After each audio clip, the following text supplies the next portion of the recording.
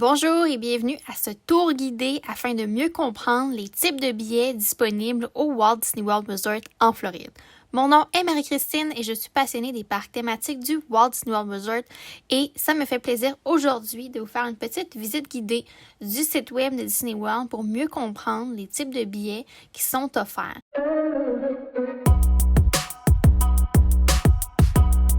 Donc, je tiens à mentionner que je ne suis pas une conseillère voyage. Je vais seulement te parler de mon expérience par rapport aux billets de Disney World. Alors, ça me fait plaisir de te partager ces informations, mais si tu veux des conseils d'un professionnel, je te conseille d'aller faire affaire avec un conseiller voyage certifié en destination Disney. Alors, pour obtenir les informations, on veut aller sur l'onglet Parcs et billets et ensuite, on se rend à tous les billets et laissez-passer.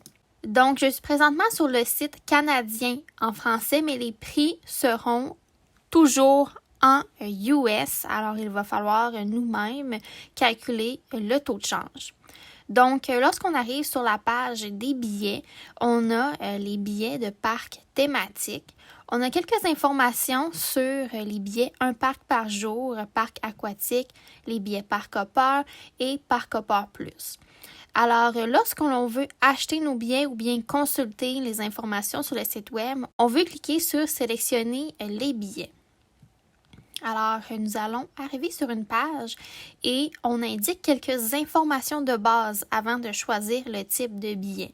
Donc, présentement, il y a seulement un onglet de disponible pour les billets de parcs thématiques et je vais cliquer là-dessus.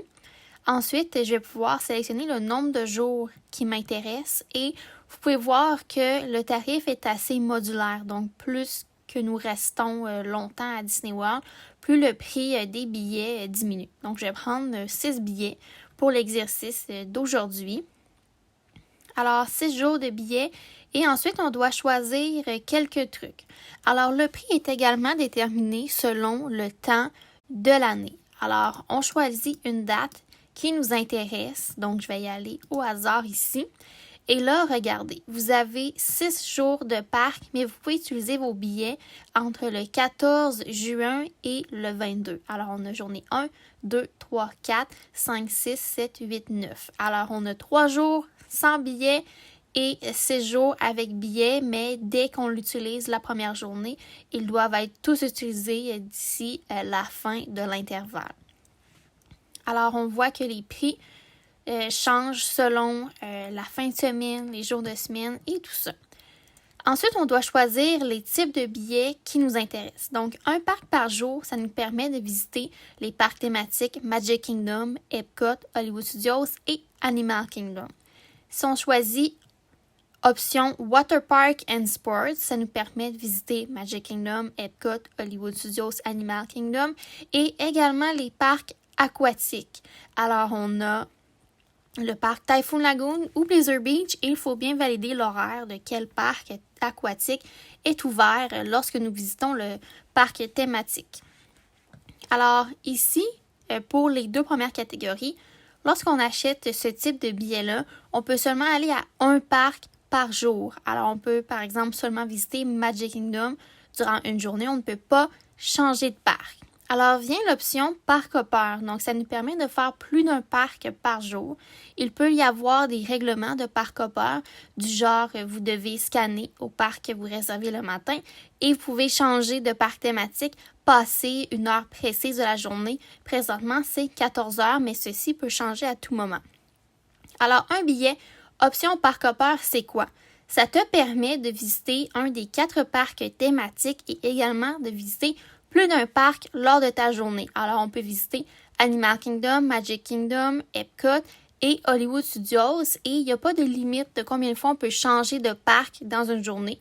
La seule chose qui est importante, c'est de rester dans les délais dès qu'on peut changer de parc. Alors, pour le 2e parc, il y a une heure qu'on peut rentrer précisément dans le parc.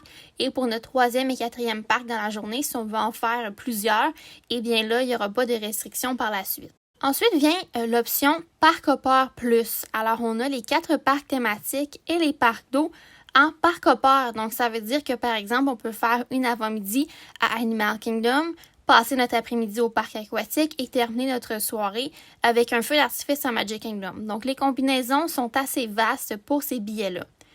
Bon, on me pose souvent la question, quel type de billet tu recommandes? Pour ce qui est d'un premier voyage à Disney, je conseille toujours de faire seulement un parc par jour. C'est beaucoup plus simple. On peut également prépayer avec les parcs aquatiques. C'est quelque chose qui nous intéresse. Par contre, les parcs aquatiques, si on prépaie le billet, il n'y a pas vraiment d'avantage à ça.